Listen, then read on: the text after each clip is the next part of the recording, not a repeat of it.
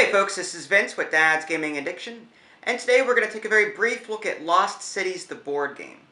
Now, it's important to note that there is a card game out on the market, but it's only for 2 players, and only takes, I think, 15 minutes or so to play. It's a lot less complicated than the board game variant here. This board game is for 2 to 4 players, ages 10 and up, and the average play time is between 30 and 60 minutes. Now, the idea in this game is similar to the card game in that you'll be leading a team of researchers and adventurers along various paths in order to earn victory points. But there's a few things here in the board game that are slightly different and a little bit more complicated. Let's just take a brief moment to look at the components and see how the game is played. Alright, now as far as the components are concerned, over here on the left-hand side you've got 4 sets of these 5-man expedition teams. Each expedition team has 4 of these smaller adventurers, and this larger meeple over here is called a researcher. Basically, that will award the player at the end of the round either double positive or double negative points depending on the circumstances. Now, with that in mind, players will be moving their expedition team along the various paths on the game board, not shown here, and will eventually come across these event tiles over here on the right. They're rectangular in shape and come in 3 different colors. You've got blue, green, and brown.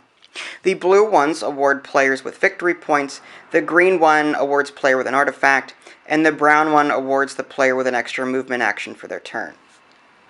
Now, at the end of the game, depending on where these meeples sit on the game board and depending on how many events that players have managed to collect, whether it be victory point events or artifacts, they'll add all of that up and will collect these victory point tokens just so that players can easily compare how many points that they've earned throughout the game. And the player with the most victory points at the end of the game will win.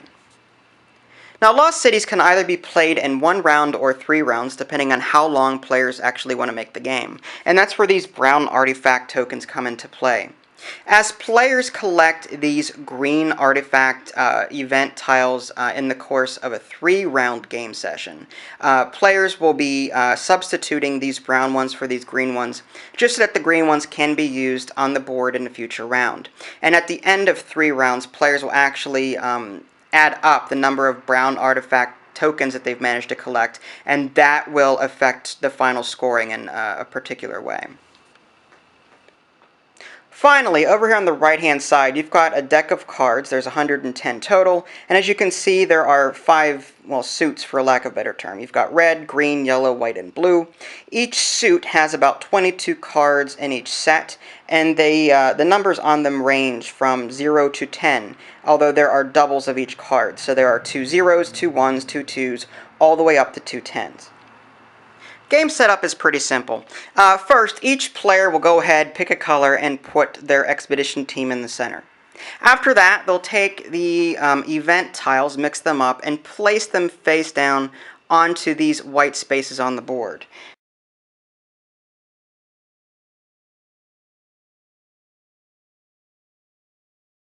Once you're done seeding the entire board, each player will go ahead and receive 8 cards from the deck.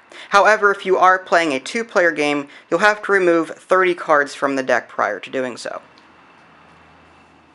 The game is played over a series of turns. Basically, it's broken up into play a card and take a card. It's a very simple process. The first part of a player's turn are the play a card. Basically, a player will go ahead and take a look at the cards in their hand, and they have a few options available to them. They can either start a new expedition or play on one that they've already started playing. To start an expedition, they'll pick a card from their hand, preferably the lowest one, and play it face down in front of them.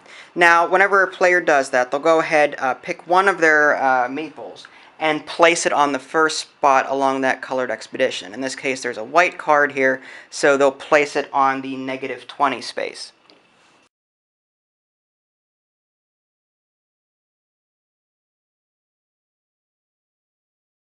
Now, had the player already been there and had this expedition already started, the player could have instead continued on that expedition by playing a card from their hand that is equal to or higher than the card on top. In this case, it's a 0, so the current player could either play a 0, a 2, a 4, or an 8. The basic idea behind this is to get your researchers and your adventurers as far along the path as possible in order to earn more points. As these steps continue up the path, the point values increase. And I don't know if you can see it or not, but there is a -20 here, a -15, a -10, and it finally hits the 5-point mark here. So if you start an expedition and don't play a lot of cards, you're actually going to lose points at the end of the game. You're going to be trying to get your researchers and adventurers as far along this path as possible to reach the end, this end path or space being worth a total of 50 points. Now, if a player doesn't want to move one of their meeples ahead one space by playing a card, that's okay. They have the option of going through their hand and discarding a card to end the first phase of their turn. To do that, they would just simply pick one of their cards and place it face up on one of these discard piles. As you can see, there are a total of 5 different discard piles, one for each color.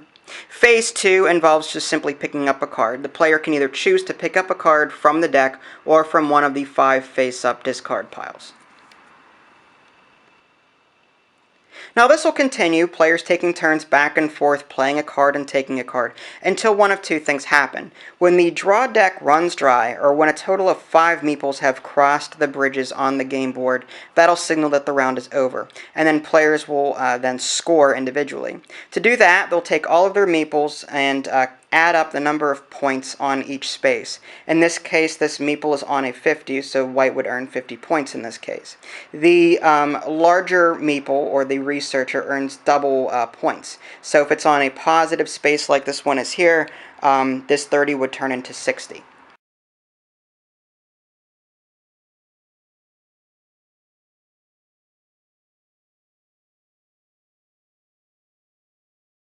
And they'll also need to take a look at how many artifacts they've collected.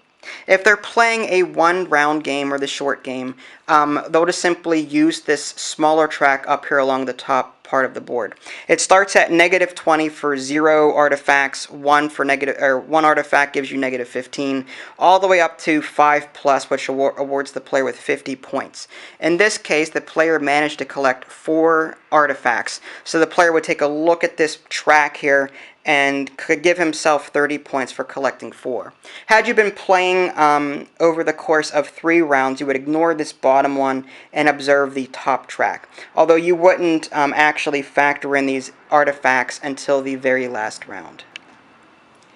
Now, if it turns out that you are playing over the course of 3 rounds, you'll go ahead and trade these green artifact event tiles in for these brown ones here. The players will keep these, but return these to the board to be used in a future round. And as I was saying earlier, players don't actually count these artifacts into their score at all until the final round.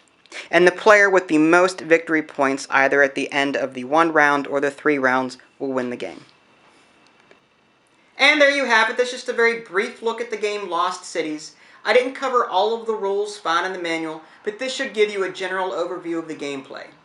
You can check out my review at www.dadsgamingaddiction.com, or you can click on the link in the below description that'll take you there as well. If you want to see what the card game is like, you can also find it on the same site, or by checking out episode number 10 in the Dad's Gaming Addiction Board Games playlist. This is Vince, thanks for watching, and I'll catch you next time.